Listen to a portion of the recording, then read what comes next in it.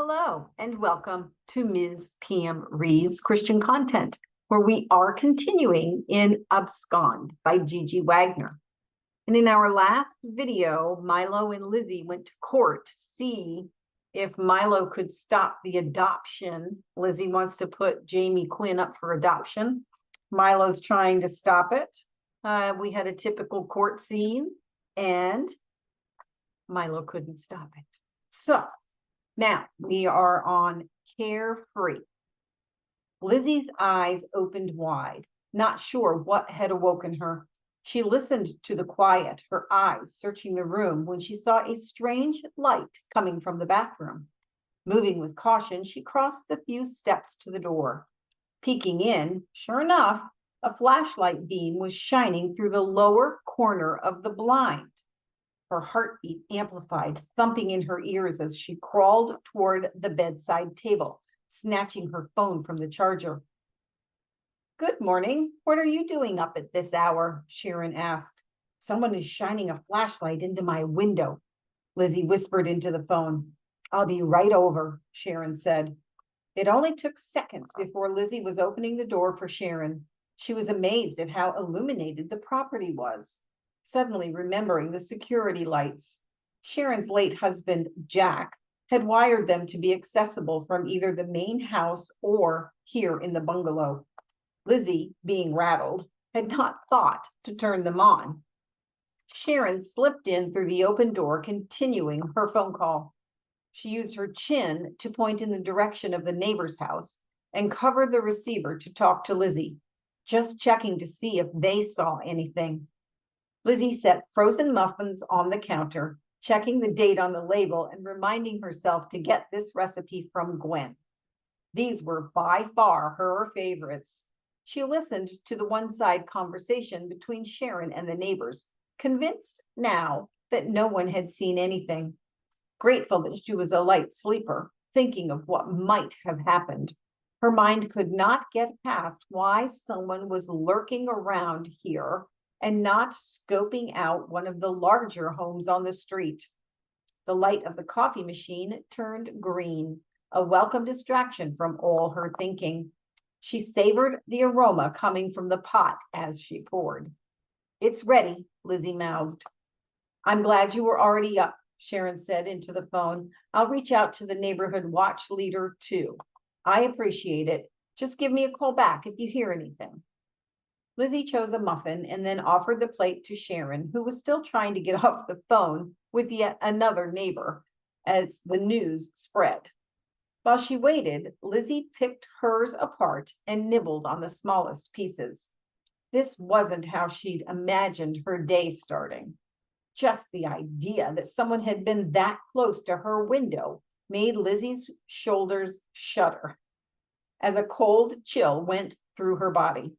The rest of her day was going to be wasted if she didn't stop this unhealthy line of thinking.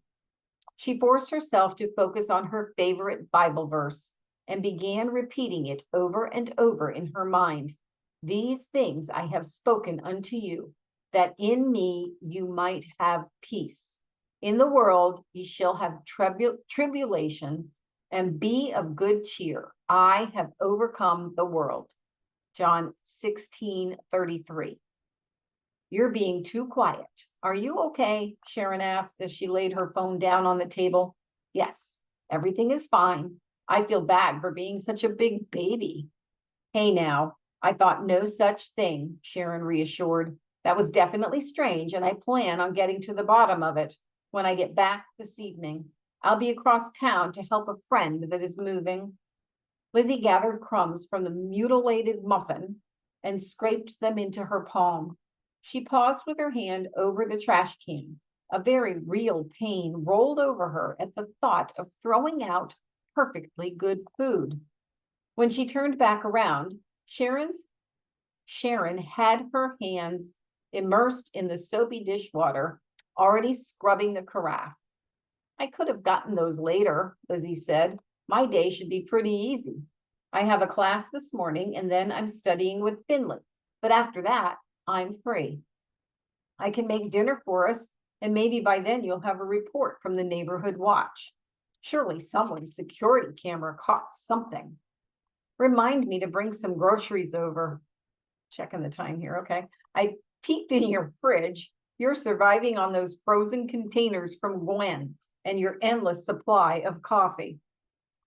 I'm going to the store today, Lyzee protested. You know that's not necessary, but I would enjoy dinner with you. I don't know what all the fuss is about. Your senior year doesn't seem that hard. Don't you only have 2 lecture classes and clinicals? Sharon teased. I'll lock up when I'm done here. See you around 6:30. Lyzee knew all too well that Sharon understood her schedule better than anyone, since she was a retired nurse. At the door, Lyzee paused for dramatic effect. That amounts to around 50 hours a week. But who's counting?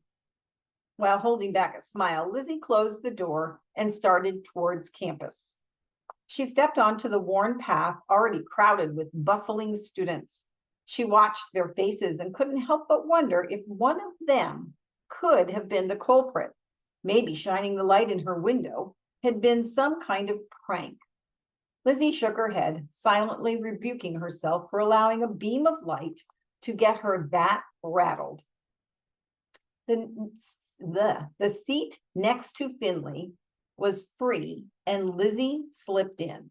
The disturbance caused her friend's focus to waver from the professor, and she gave Lyzee a quizzical look. With a shrug of her shoulders, Lyzee mouthed, I'll tell you later. This was a turn of events, she thought. Usually she was the first to arrive and had at least a page or more of notes typed before Finley got situated. The professor used an illustration on the whiteboard, and Lyzee began to type. When she looked up again, after a noticeable lull in the professor's speech, Lyzee realized he was beginning a PowerPoint presentation titled Trauma over a visual of a car crash. Ugh. Her eyes clouded with tears as she stared at the mangled metal. Memories of Rory flooded her mind, and a cold chill ran down her spine. Her note-taking came to an abrupt end, and the rest of the class time she struggled to get her emotions back under control. Lyzee had never been happier for a class to end. On the way to the library, she told Finley about how she'd been awoken by the flashlight beam and Sharon coming over. This day has been one roller coaster ride, Lyzee confessed. My best friend in high school died in a car crash, so the lecture was extremely difficult, even if I hadn't had such a crazy morning. A table in the back of the lab was open, and Lyzee followed Finley to their seats. Later, Lyzee took a deep breath standing outside of the market, surprised that her day had gone as smoothly as it had, considering the way she had started.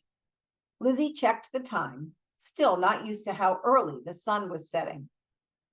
The sky, beautiful with hues of pink and orange, made her think of the painting she received last week from Peggy, a masterpiece created by Jamie, possibly a toddler protege, she mused.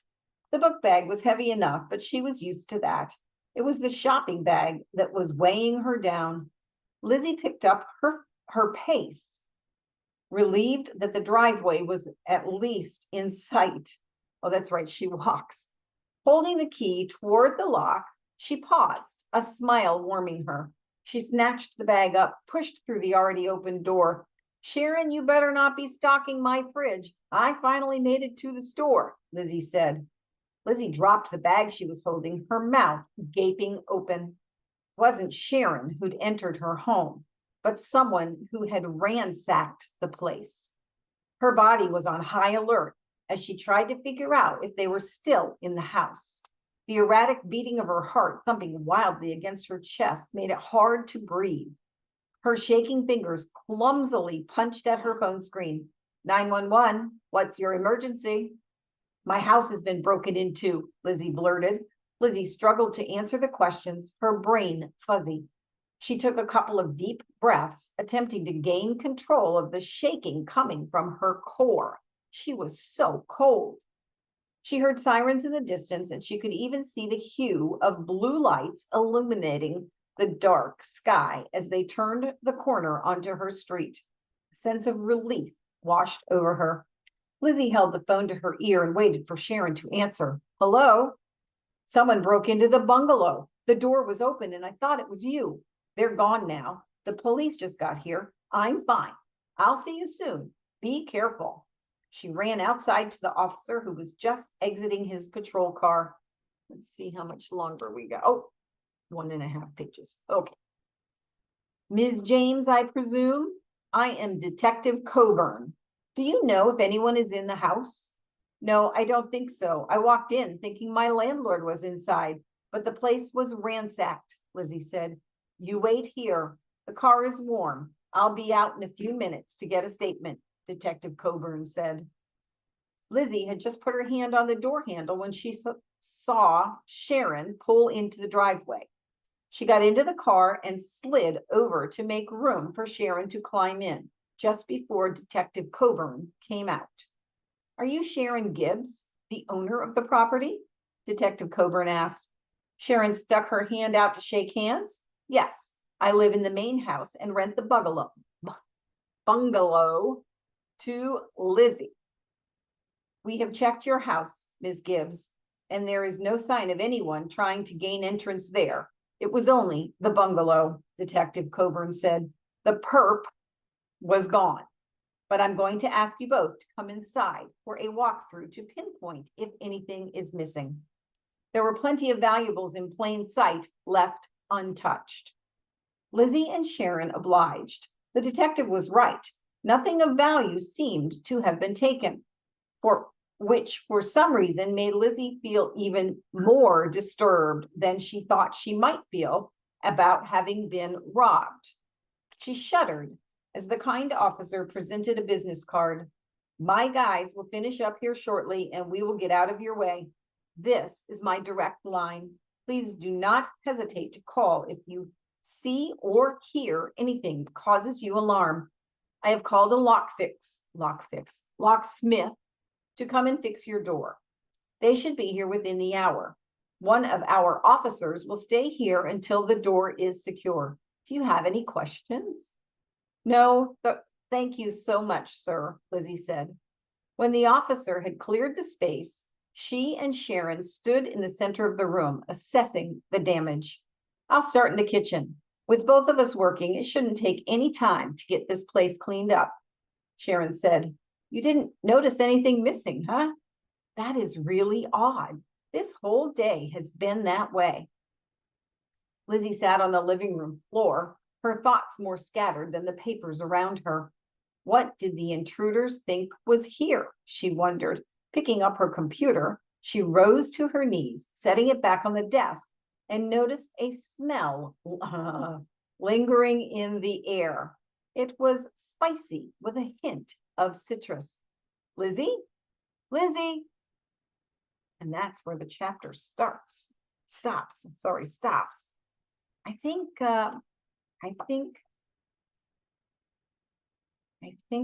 what's his name? The guy, what the heck was his name? I want to say Miles, but Milo, there we go, Milo. I think Milo wears that scent. But what's he doing there? The baby's obviously not there, so I assume the baby was adopted. All right, we'll have to keep reading to find out what the heck is going on. All right, you guys. I hope you have a blessed day, and I will see you next time.